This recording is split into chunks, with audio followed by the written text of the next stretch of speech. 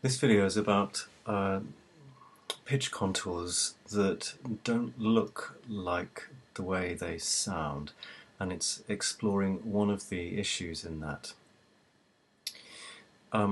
When you have a closure in the vocal tract, one of the things that happens when you release that closure is that the air pressure changes rather suddenly, and those sudden changes in air pressure affect the way the vocal folds vibrate.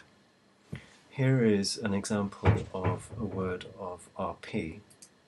Do, do, do. It's the word do, and you can hear that it's got falling intonation.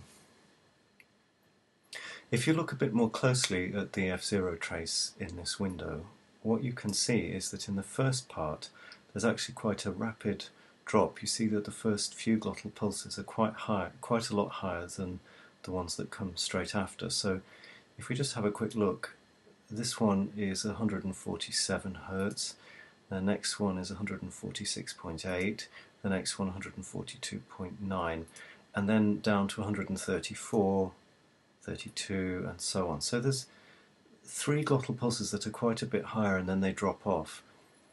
You can't hear, really, that little drop from the first three pulses down to the next set. Da, da, da, da, da.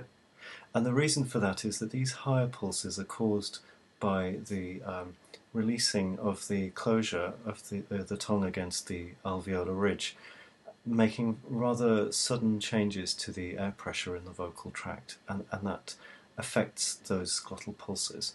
This is called microprosody, and you'll see it very commonly around the edges of consonants, on the way into consonants and on the way out of consonants. And it's called microprosody because it's very short duration. It's probably not going to be more than those three glottal pulses or so.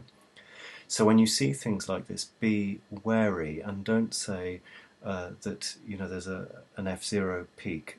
There is, but it's not the sort of peak that you can hear.